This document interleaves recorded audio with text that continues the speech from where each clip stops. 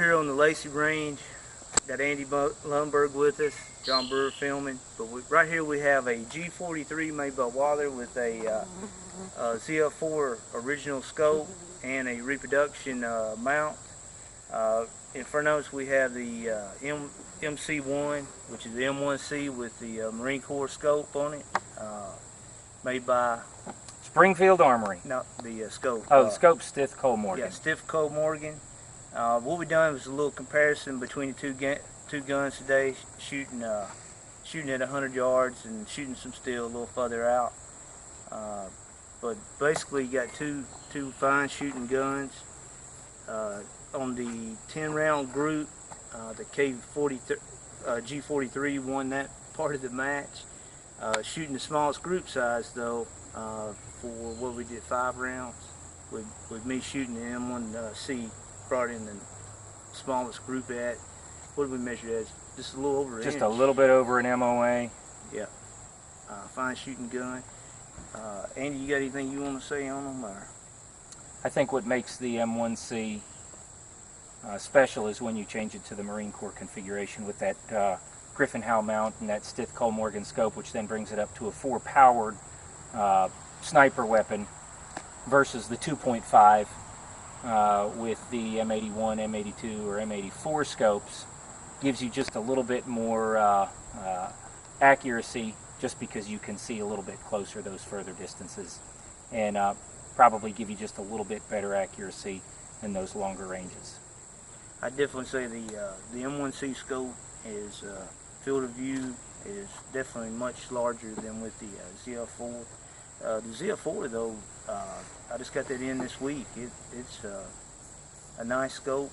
The point on this particular model, this is a DDX model, is fairly straightforward. A lot of the German posts sort of blunted on top, but it's done real well today.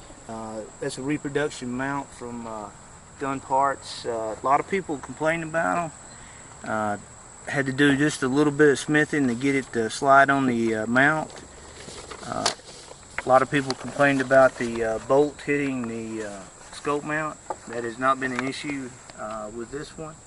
I also want to let everybody know this gun is all matching. Bought it over in Clarksville, Tennessee. There is a reproduction cleaning rod right there, but everything else was in sling is reproduction. But I did put a shooter's kit on it, and right now I've got the smallest piece into it, and it's still not cleanly ejecting every round, but it definitely is making it easy on the gun.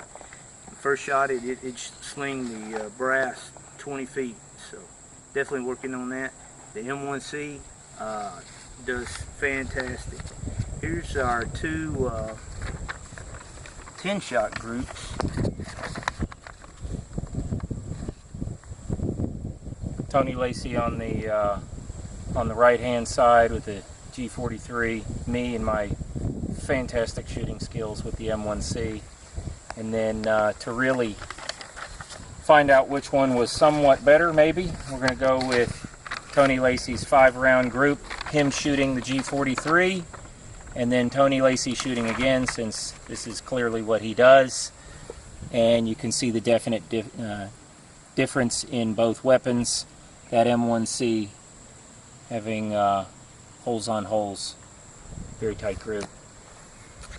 We're shooting reloads out of each weapon. I'm shooting 196 grain Hornady match 8mm bullets, roughly running around 2,600 feet per second. This weapon is not too bad, but in a K98, boy, it will wear you out over the day. Andy, you're shooting 168? 168 with RL15, 48 grains, and that's running about roughly the same speed as yours, as the K43, G43, excuse me. The MC1 or M1C, whichever way you want to look at it, definitely a smooth shooter. The trigger on the G43, it's all the way almost to the rear before it you can feel the slack take up on the sear, and then by the time you pull it, I mean, it's it's almost touching the rear part of the trigger guard. The M1C, good straight pull, maybe just a tad heavy, but other than that, good pull. As you can see right here, this one came out of Anniston. It's got the tag with it still. And then you got the scope. Scope is a real deal Marine Corps scope, along with the Griffin and Howe. In fact, I took that scope and mounting system off of my Quantico MC1 or MC52 rifle, as I did not want to shoot the rifle. It might have been shot before, but it doesn't look like it's been shot. And I did not want to take the chance on it, so I just used one of the service grade M1Cs, put the scope and mounting system onto it, and then use that as a shooter. There's been a lot of talk. Of course, by the time the G43 came out, the M1 Garand was running strong. It had proven itself in almost every theater of conflict. I would say that the G43, though, definitely has the potential to be everything that the Garand was. Just didn't have time to refine it, you know, like the Garand was. We were talking about earlier with the flaps that lock the G43 bolt. I would say, just by judging, it would inherently probably be more accurate than the Garand system, because there's no tilt like a FAL. That bolt is coming straight back and going straight forward, and the flaps are just coming out and locking it in. I don't know, somebody may contest on that. Of course, the Garands always do well if they're bedded right, rotating bolt. But two fine weapons. If I had to go to combat, the MC1 would definitely be the choice. The scope is superb, especially held for mid-50s.